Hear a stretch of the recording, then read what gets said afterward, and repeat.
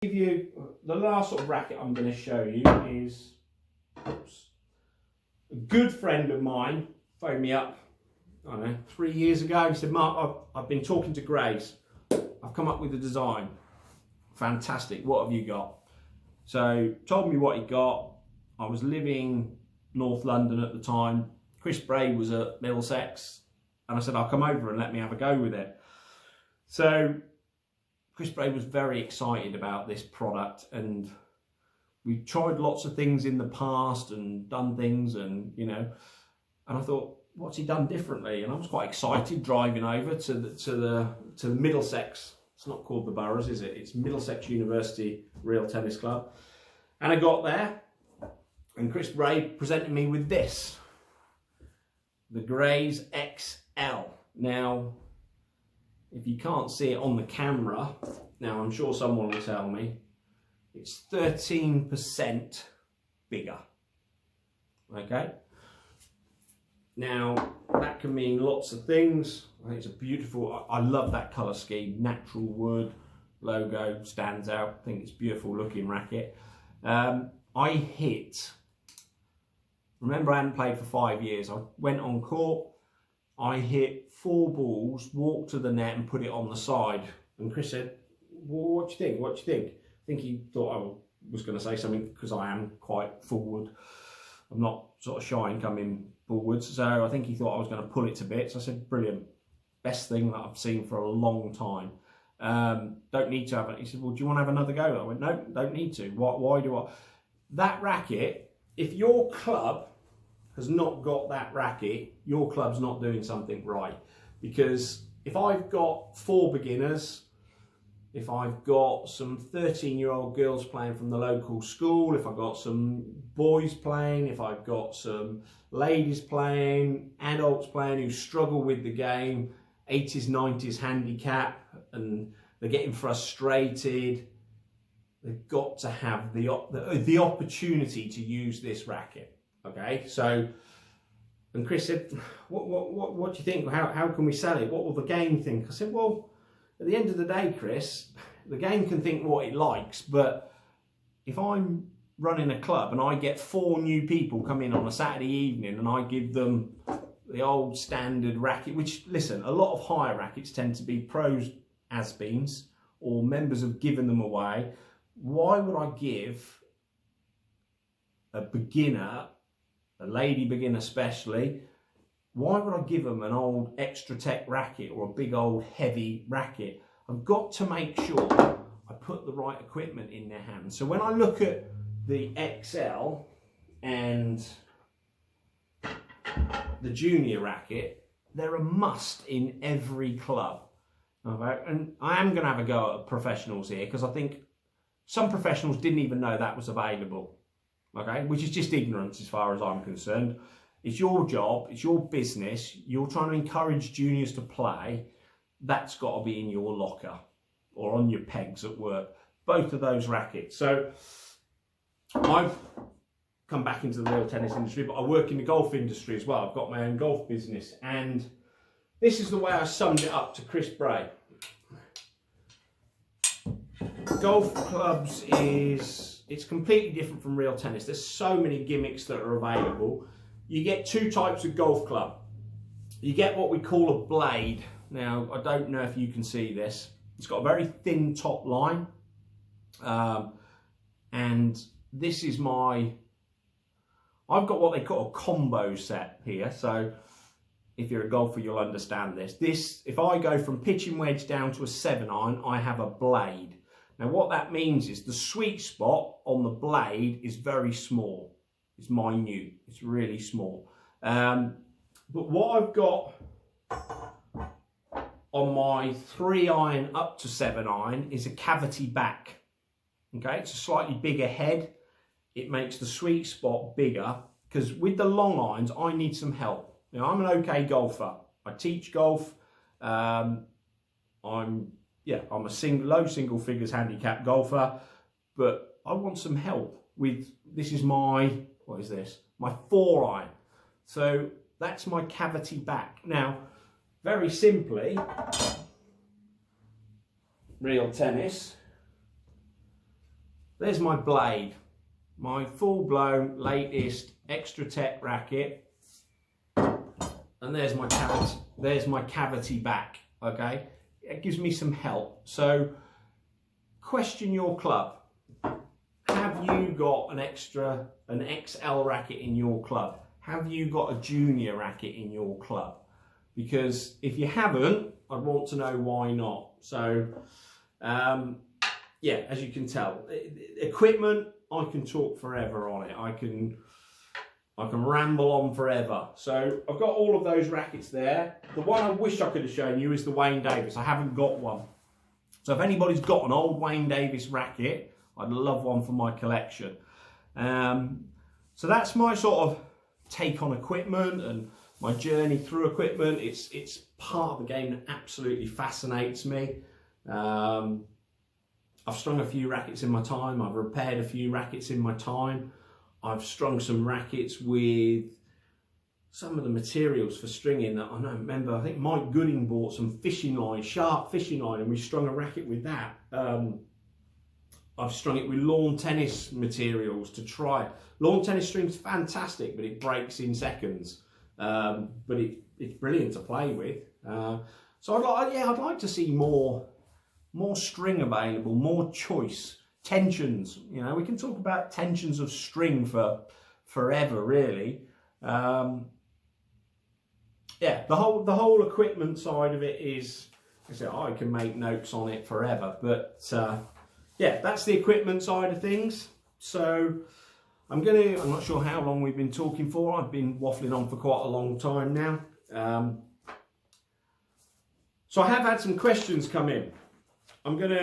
I've got 6 questions I'm going to go through. Will I be controversial? Probably. First question, best and worst courts. Oof.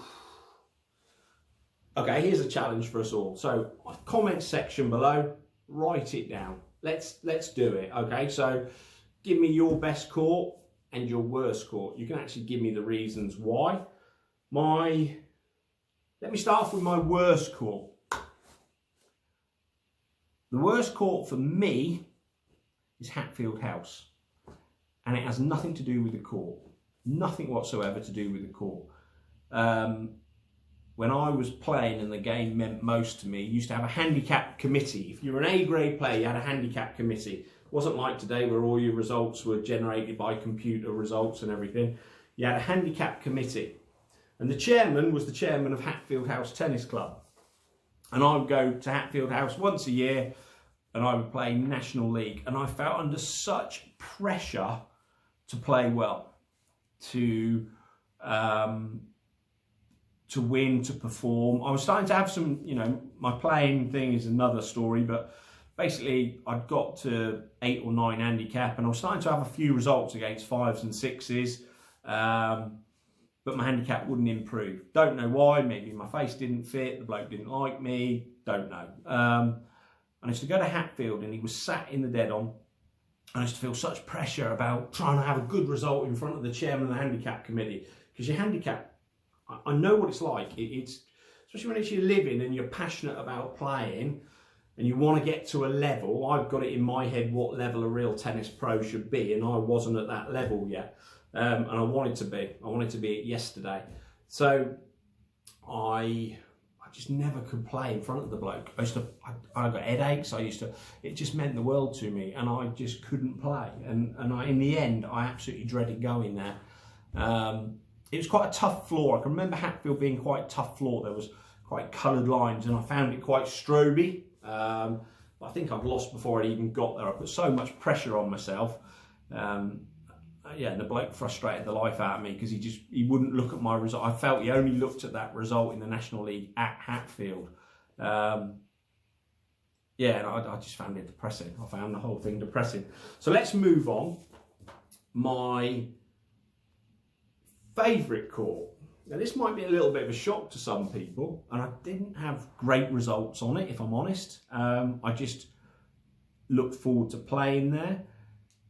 Real tennis balls is not something I'm massive into. Real tennis balls, I could find my time better spent than stitching real tennis balls. But for some people, it's a passion. And Camford Court had great daylight. Is all I want is good light. Okay, Camford had great daylight, really nice court. It was quick, it was true, and obviously the balls that Steve Ronaldson made were the best in the world. Steve makes all the balls for the World Championships, and obviously that contributed to just making, for me, what I felt was the best court. I'm not sure if it's still the case. Courts change over time. Steve is still there, so I'm pretty sure that would still be a great court to play on. But yeah, it's just my own personal, you know, my own Oxford court as well. I worked there for 4 years, wouldn't have a clue how to play it. Never had a clue how to play the Oxford court. Incredibly tough. So if you said, what's the toughest court to play on? From a playing point of view, I'd say Oxford. Never felt comfortable on it, even though I worked on it. It's smaller, so if it's small, it should be easier, but that wasn't the case. So yeah, my best and worst courts. There you go. The funniest thing I've seen on a real tennis court. Yeah, it's easy. I worked with Johners at the Oratory for 25 years, and 20 years, and in that time we had some great people come through. Rory Gum, Breen Sayers, and Johners and I made the decision that it would be great to bring a female into the game. We thought it was good for the game, it'd be good for the lady members, and we employed, well, not we, the school employed Kate Leeming I think Kate was a swimming pool attendant at the Harbour Club. She started playing with Lockie Dukar at the Harbour Club, and she came up and she was fantastic. Kate, I think, was at the Oratory for, I don't know, 2 to 3 years. Lovely, lovely lady, just special person, super special person. Jonas was always really cruel to her. I wasn't, Jonas was. But Kate was single, and Kate was on the lookout, I think, is the best way to describe it. So we used to go through all the real tennis pros, and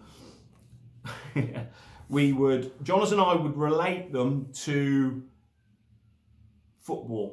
Jonas and I would relate everything back to football. So Kate would either decide whether they're in the Premier League or whether they're Sunday League footballers. I can't tell you who was what, but I will tell you Chris Bray was one of her favourites, which made Jonas and I laugh.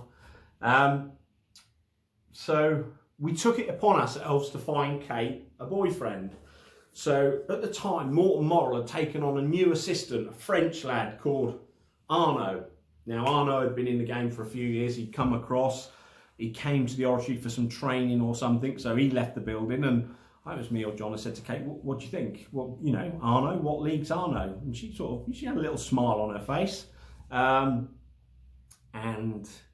then Arnaud phoned up, and it was me on the phone. I said, oh, Kate, Arnaud wants to speak to you. And he didn't really, but I sort of made him talk. And anyway, so the relationship started.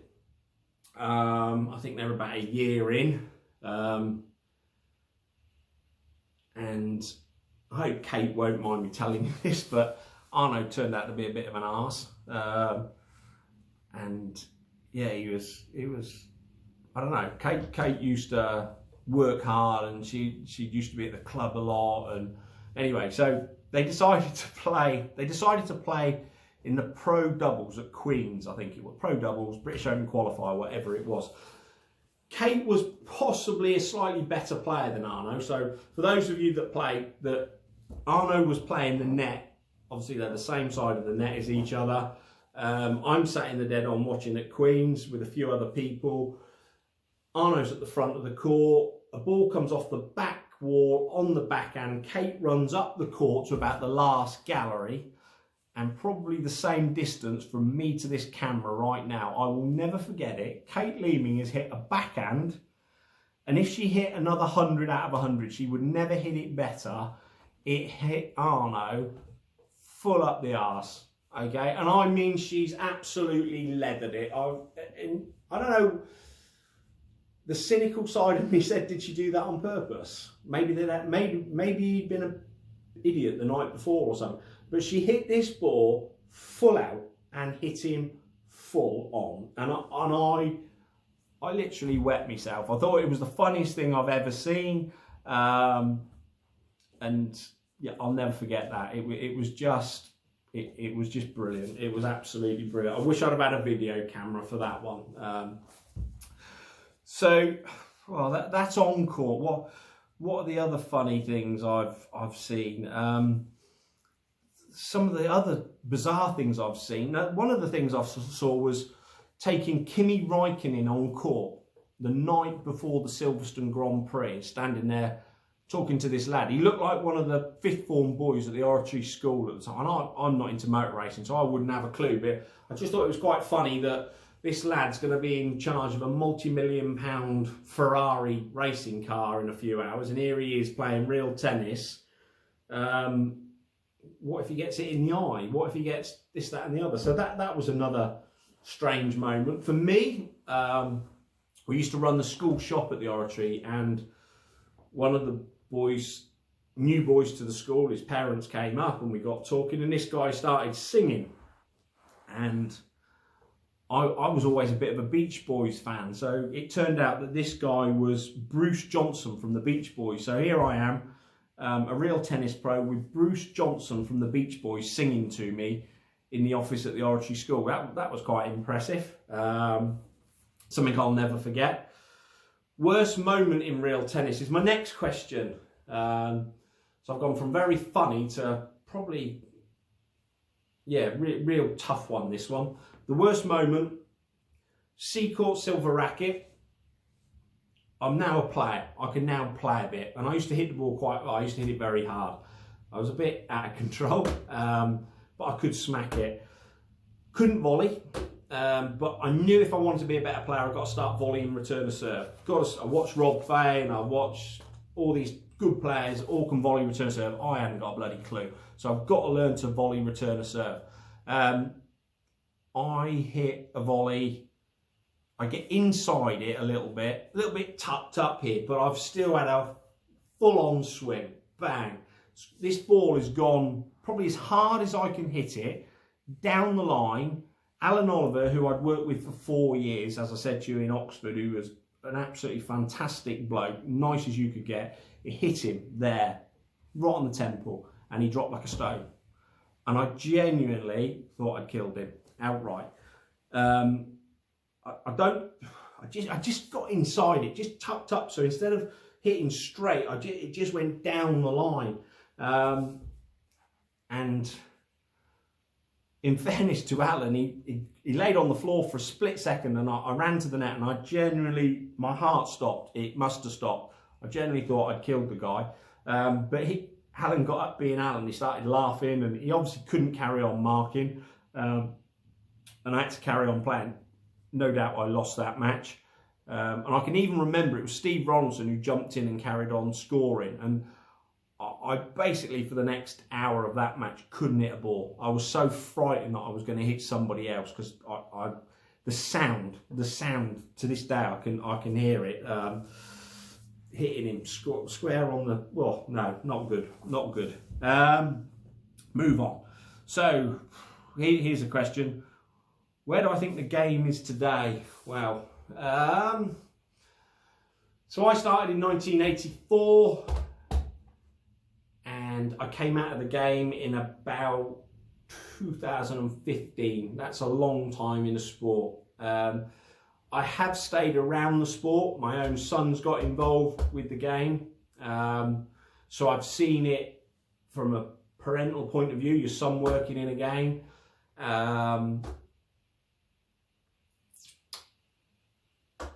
There are still some good players.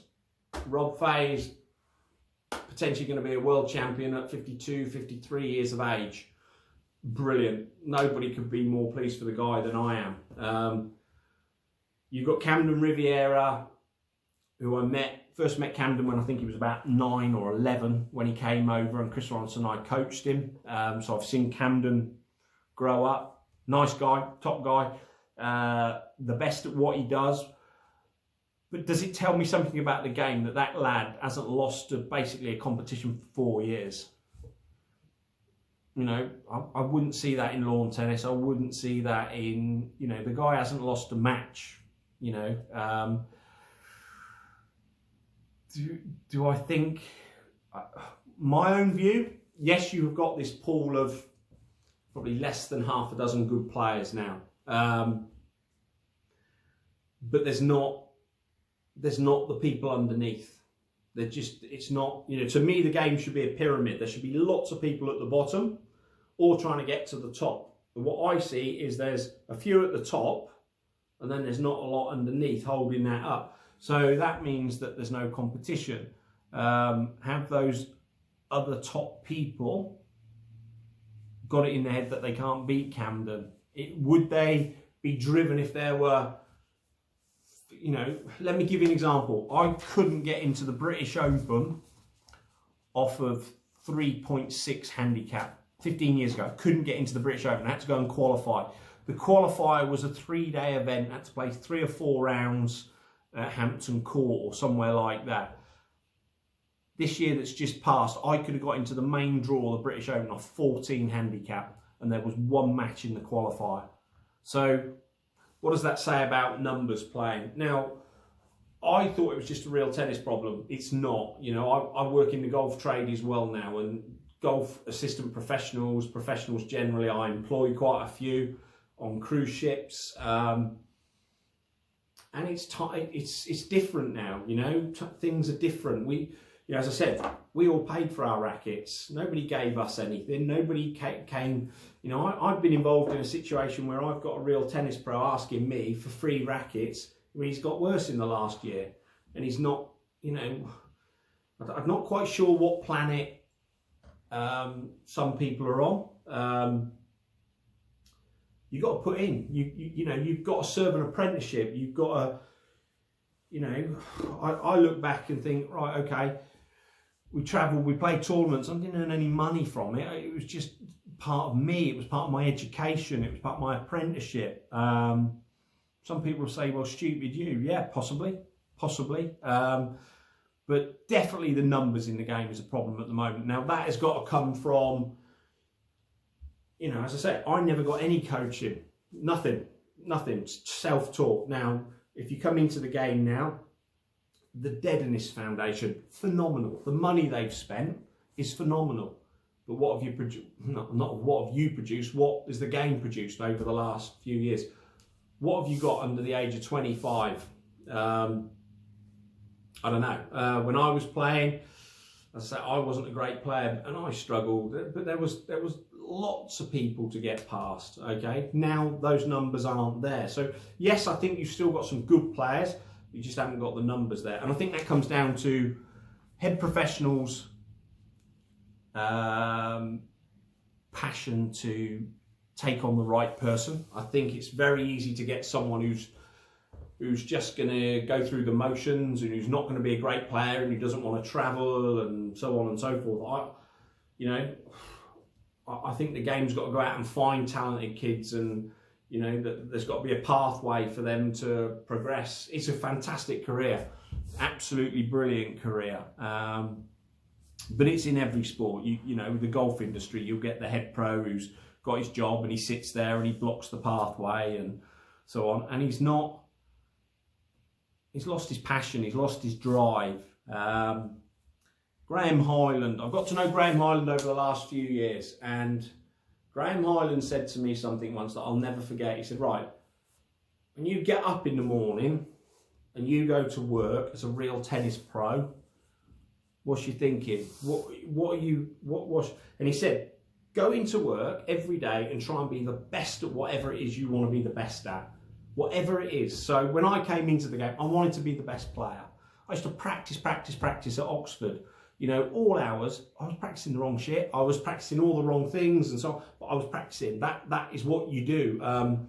Was it real tennis that taught me that? No, it wasn't. My background was professional football. So I knew that I had to train every day between 10 and 12 to try and get into the reserve team. And if I wanted to get from the reserve team into the first team, I probably had to train even harder. And you know, football was where I learned ethics of trying to be good. Not real tennis, if I'm honest, and I still think that's the case today. I think that recruitment is massive. If you look at players, take Camden Riviera and Bryn Sayers out the equation. Those are the two that I would say are your child prodigies. They've come through. Real tennis has been everything, and they've got to a level and gone, you know, you can't argue with that. But if you look at everybody else, in my eyes, not everybody, that's probably too much, that has had a successful career in real tennis throughout, their background is, I won't say it's the same, but it's similar. So I'm just going to pick some random names out. Mike Gooding, international badminton player. Nick Wood, GB junior squash player. David Johnson, now we are going back, on the ground staff at Lords. Chris Ronaldson, county lawn tennis player.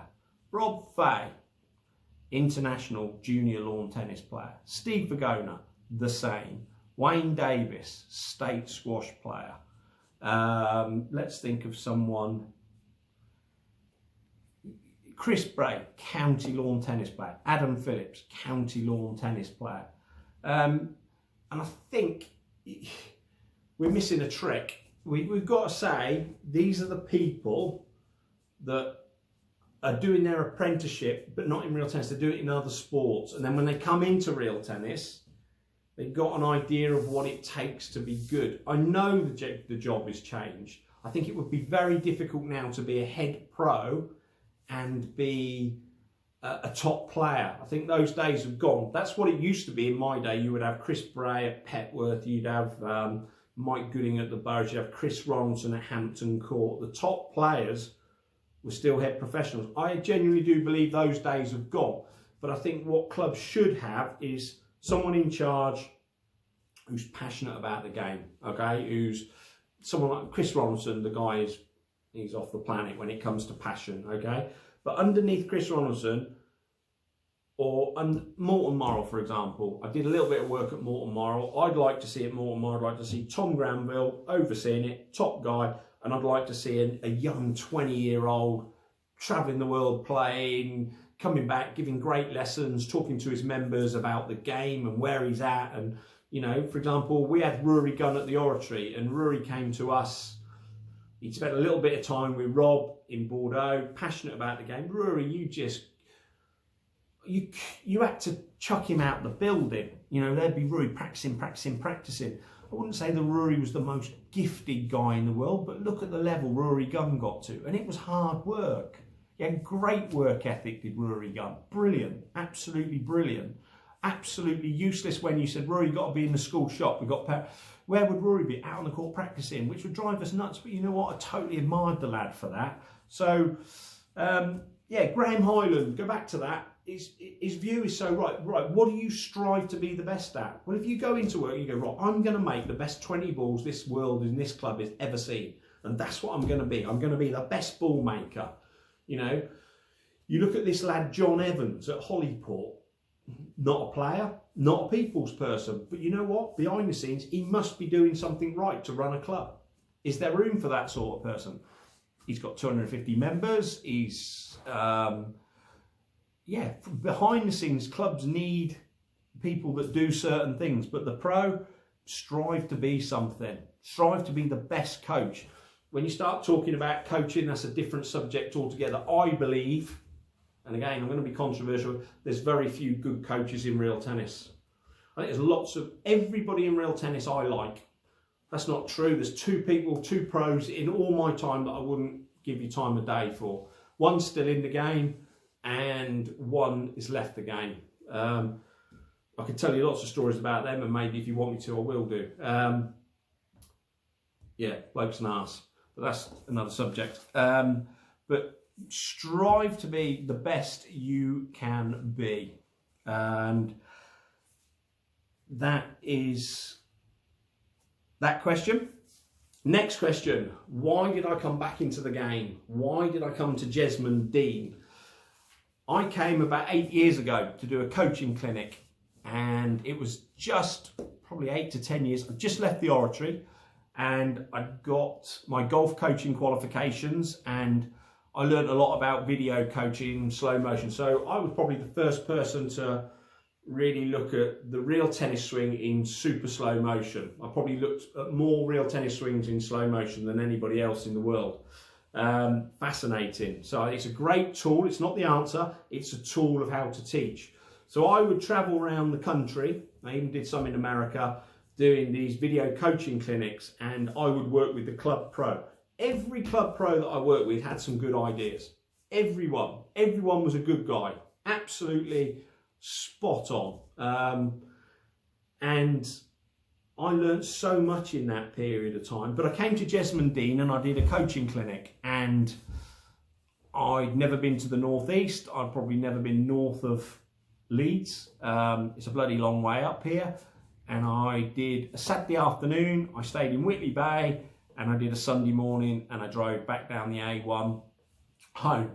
On the way home, I sort of said to myself, if ever that came up as a job, I'd look at it. If it was right for me at my time of life, never thinking that it would be, but I thought, you know what, I would look at that. Why would I look at it? The people, first of all, were brilliant, passionate. I'll come on to that again in a minute. They were fantastic. The building is unbelievable. I can just stand in the middle of the court and look around and think, how lucky am I? It's amazing. It's close to a city centre of a big city that's sports mad, which I've found out more recently. And as a project, that's the best way I can describe it. As a project, it's a bit like when I first came into the game, 1984. What do you do for a living? Oh, I teach, I'm a real tennis pro. Oh, when are you playing at Wimbledon? Yeah. That would always stand. And nobody knew about real tennis. I get that feeling up here that it's, you know, most people now have got an idea because of the internet and so on, but I want everybody in the Northeast to know about real tennis. It's as simple as that. And I'll find ways of doing that. That might be through television, it might be through press, it might be through, you know, yeah, all sorts of ways. But I came out of real tennis. I did a little bit of work at Morton Mile, did a couple of years part-time at Radley with Chris Ronaldson, which was a brilliant education. Wish I'd have done that when I was younger. Learned so much. I think as a coach, you're always learning. So I've set up my own business in the golf trade. It started out as coaching, juniors, and now it's basically got to golf entertainment. We put golf on cruise ships, we do golf events around the country, but it's now got to the stage where I've got other people actually running the events, so I've got time on my hands. And then this job came up. Zach's now 24.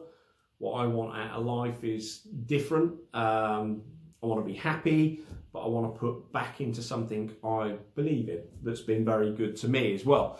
So I spoke to the guys at Jesmond Dean. I drove up. I've had a few health issues in the last couple of years, so that I think that was something they were a little bit unsure of. I came up, I met with 4 members of the committee, and all 4 of them were passionate, wanting their club to do well, and it just felt so right. I could have come away thinking, what a stuffy place, what a stuffy bunch of people, not for me, and I wouldn't have done it. It had to be the right thing. So I've been here for 3 months. What's my passion when I come into work each morning? That's the question I'd be asking. My passion now is obviously not to play. I stopped at the age of 40. I have no desire to play the game, but I have a massive desire to teach, and teach to the best of my ability. I don't want to do hundreds of lessons. I don't want to be doing 6 hours a day, but I want to make sure the lessons I give are the most fantastic quality, okay? Not every coach is for everybody. I understand that. I know the type of coach I am. I've done a lot of coaching. I've happened to work in a university club and a school club, so I've taught massive amounts. Probably a video podcast, call it what you like, about coaching, and maybe I can do one where it's interacting if people have got questions and so on. I've got massively strong views on coaching and people who coach. So the Jesmond Dean one for me is, I want to be the best coach I can be. But the other area where I'm massively driven, and I'm sort of going to wrap it up after this, is I want to produce some players. Okay, I'm at the moment looking for maybe 1 or 2 local, I'm going to say lads, that's not what I'm looking for, either girls or boys, someone who's, and to give you the criteria that I'm looking for, they've got to be sporty, they've got to be talented. They don't need to be talented in real tennis, they need to be talented in another sport. Maybe not going to make a living at that sport, but close. Okay, maybe they're not quite at that level. I'm talking to Newcastle United Football Academy. I've talked to the Rugby Academy, Newcastle Falcons, I think they're called. I'm talking to, we've got a massive badminton set up here. I'm talking to the local lawn tennis clubs. I'm talking to all the schools as well. So it's something that I am passionate about doing. And that's something that I will produce. I will produce that young person, that player. Maybe I'll produce 2 of them. Some of that passion is going to come from me. Every morning they will be trained between 9 and 10 in the morning. They've also got to be the right person that they can work with in the game as well. So that's where I'm going to leave it. That's my passion. This has gone on a lot longer than I thought. I hope that you can watch some of it in parts. It's not really scripted. I sort of don't like scripting things too much. I like to talk from the heart and how I feel, and you know, sometimes I'm thinking as I'm talking, so you have to excuse me that the production isn't the best, but difficult times at the moment. I've been stuck indoors for 5 weeks. I've got bags under my eyes because I don't sleep at the moment. My sleeping pattern is completely gone. So I wish you all well. Look after yourselves, look after each other, and play with passion.